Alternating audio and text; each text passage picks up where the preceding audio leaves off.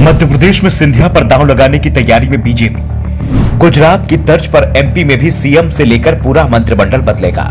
कई विधायक और पुराने उम्मीदवारों का टिकट कटना तय। हिमाचल जैसी बगावत रोकने का भी तैयार किया जा रहा है प्लान। मध्य प्रदेश में 2003 से ही बीजेपी की सरकार है। बीच में 2018 में 15 महीने के लिए जरूर कांग्रेस की कमलनाथ सरकार रही थी। बाकी का समय एमपी में बीजेपी की ही सरकार रही है और इन 19 सालों में 16 साल सीएम पद पर शिवराज सिंह चौहान के पास रहा।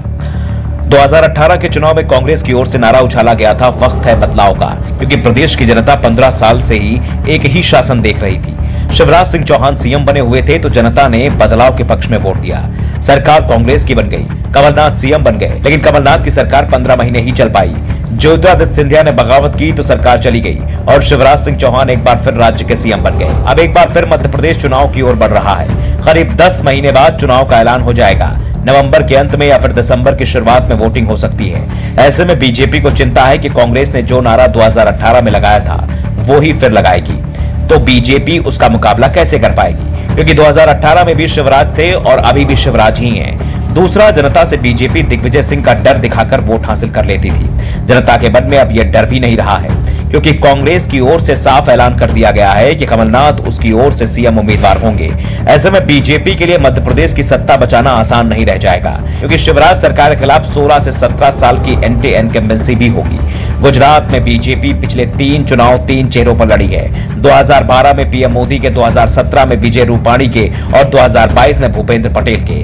ऐसे में बीजेपी अब यही फॉर्मूला मध्य प्रदेश में अपनाने के संकेत दे रही है। पहले सीएम और पूरा मंत्रिमंडल बदलने की तैयारी, और फिर जिन लोगों को 2018 में विधानसभा चुनाव का टिकट दिया था उसमें से 50% चेहरे बदल दिए जाए। इससे सरकार और विधायकों दोनों के खिलाफ जो जनता की नाराजगी है वो समाप्त हो जाएगी। दरअसल बीजेपी की चिंता उसके एक सर्वे ने बढ़ा दी है। बीजेपी ने एमपी में 3 लेयर सर्वे कराया था और इस सर्वे के परिणाम चौंकाने वाले आए हैं। कई विधायकों की स्थिति कमजोर बनाई गई है। पिछले महीने बीजेपी नेताओं के साथ बैठक में सीएम शिवराज सिंह चौहान ने इस सर्वे का जिक्र भी किया था। सर्वे में शिवराज की स्थिति भी बहुत अच्छी नहीं बताई गई है, लेकिन पीएम मोदी की लोकप्रियता जरूर अभी बनी हुई है। भारत जोड़ो यात्रा के मध्य प्रदेश से निकलने के बाद भी पीएम की लोकप्रियता में कमी नहीं आई है। ऐसे में शिवराज सिंह चौहान की कुर्सी भी खतरे में बताई जा रही है। शिवराज सिंह चौहान को हटाया जाता है तो इस समय केंद्रीय हाईकमान की पसंद में सबसे पहला नाम ज्योतिरादित्य सिंधिया का है।